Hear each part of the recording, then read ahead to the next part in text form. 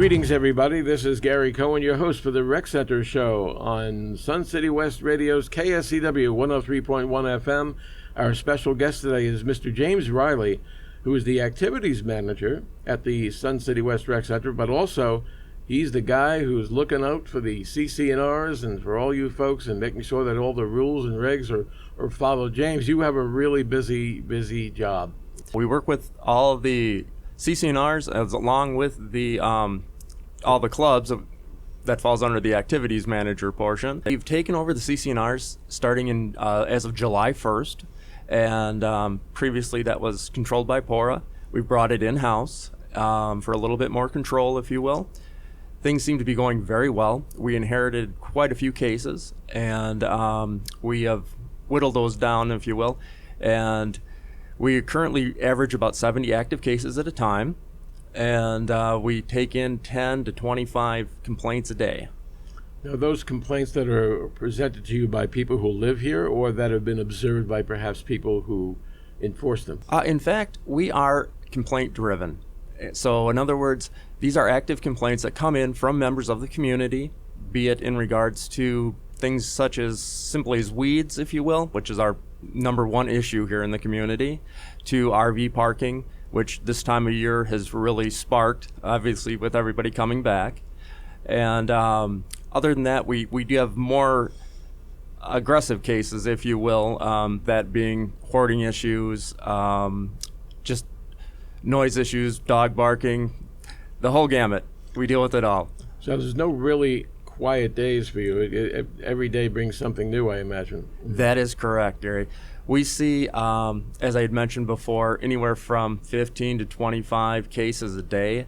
We're happy to say that most of these get resolved in the first phase of our investigation, if you will. Generally, it's just approaching the individual, sending out our first courtesy letter, letting them know that there is a violation on their property, and most people are very quick to cure those problems. Yeah, would it help if people actually communicated with each other within their, the block that they live on? I know where we live, if we see somebody with an issue on it, we actually knock on their door going, look, I don't want to go to the rec center. Do you think maybe you can fix this? Would that help you a lot if people actually were true neighbors? Neighbor-to-neighbor communication would resolve so many of these issues. One of the things, we all come from different parts of the country, it seems like, and where I'm from, we all knew our neighbors. And I think most people did. When you come to this community, reach out, get to know your neighbors. It'd be very helpful, and you'd be amazed how many new friends you might make. Absolutely. I'm going to get into that. Where do you come from? What part of the country are you originally from? I'm from Wisconsin. And so you have a lot of friends here this time of year. Oh, I certainly do. As a matter of fact, by reaching out to our neighbors, having a small little get-together, a block party every year, I've come to realize that I have about 5 neighbors from Wisconsin.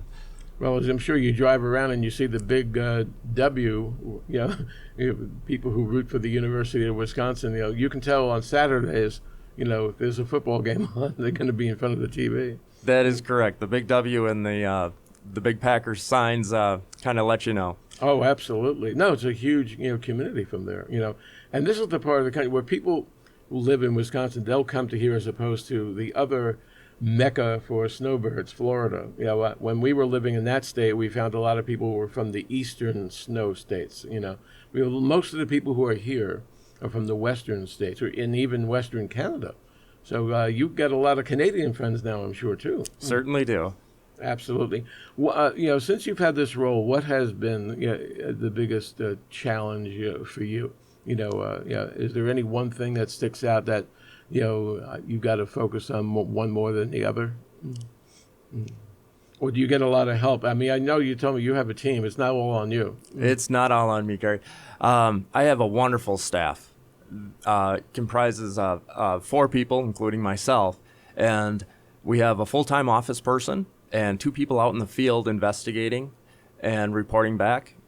They do an exemplary job of keeping on track with reviewing the rules and what people are doing.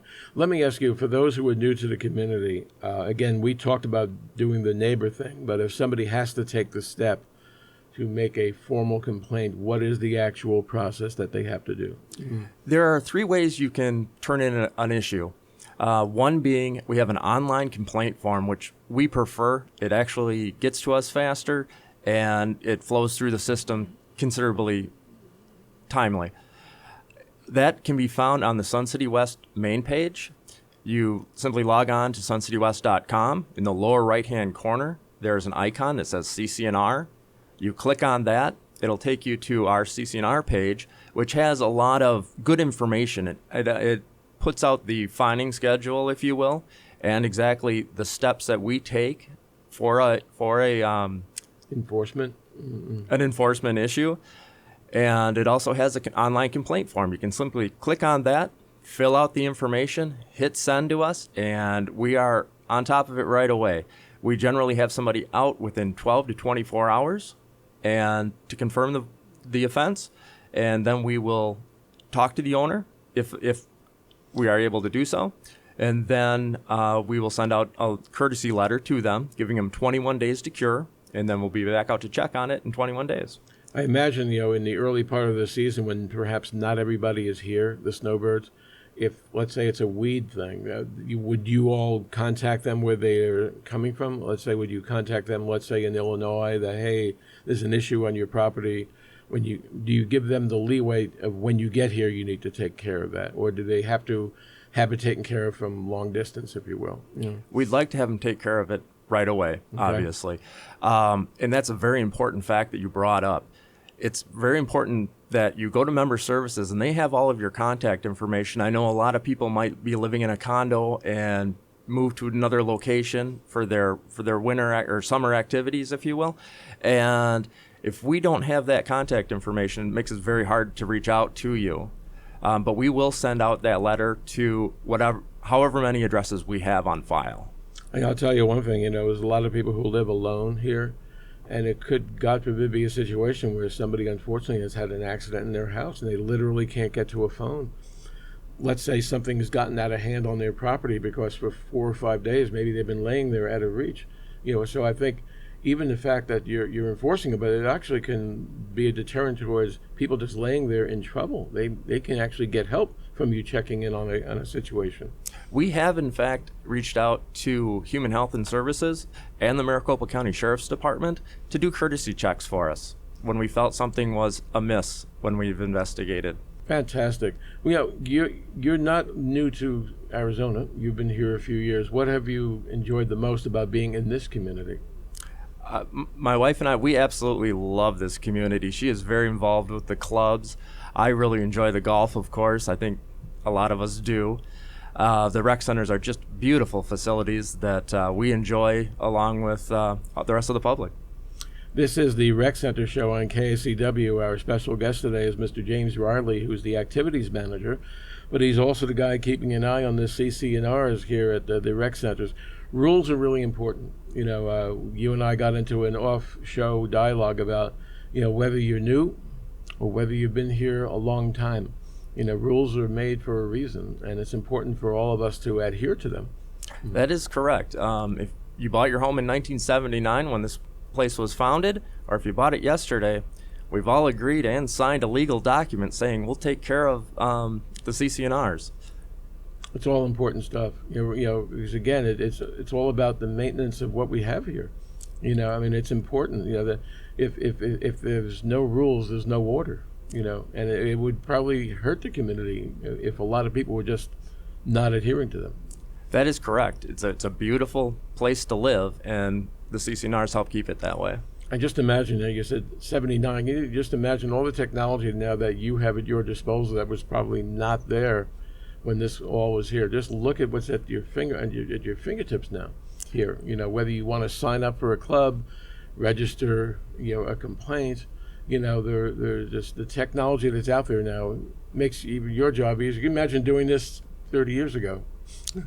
Well, one of the systems we have, in fact, is a live web-based program that allows us to actually track the violations. I can take a large picture of the community and actually see the homes that have violations. I can click on them and look at the live photographs, if you will, that were just my agent might be out in the field and he can take a photograph and I can see it instantaneously.